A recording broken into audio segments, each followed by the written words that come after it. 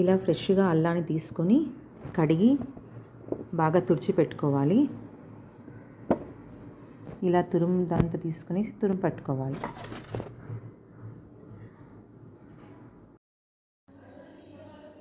ఇలా అల్లాన్ని తురుము పెట్టుకున్న తర్వాత 100 గ్రాముల అల్లానికి 200 గ్రాముల బెల్లం వేసుకోవాలి.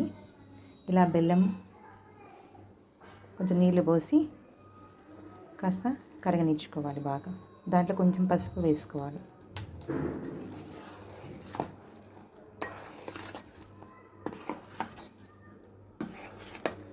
ఇప్పుడు మనం తురుము పెట్టుకున్న అల్లాన్ని తీసుకొనేసి దీంట్లో వేసుకోవాలన్నమాట. ఇలా తురుము పెట్టిన అల్లాన్ని తీసుకొని దీంట్లో వేసుకోవాలి.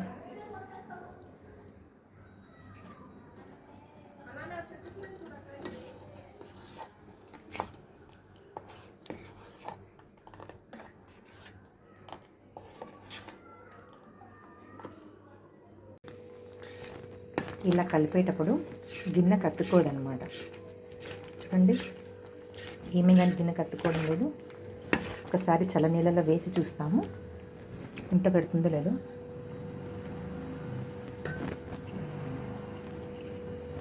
చూడండి ఇలా ఉంటైందో.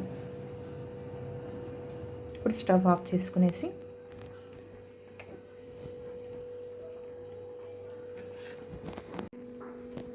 ఇలా నెయ్యి పట్టించుకొని ప్లేట్కు నెయ్యి పట్టించుకొని ఆ పాకాన్నంతా అల్లం పాకాన్నంతా ప్లేట్లో వేయాలి.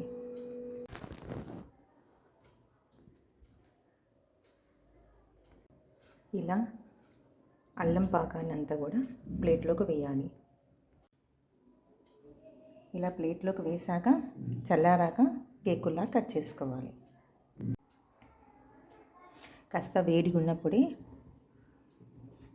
ప్లేట్ పట్టుకుంటే కాస్త వేడిగా ఉన్నప్పుడే, పూర్తిగా చల్లారినాక కాకుండా కాస్త వేడిగా ఉన్నప్పుడే మనము చాకుతో ఇలా కేకులుగా కట్ చేసుకోవాలి.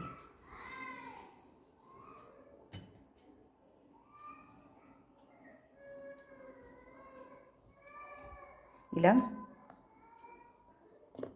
కేక్ పీసులాగా వస్తాయి. చలికాలంలో జలుబు దగ్గుకు చాలా మంచిది.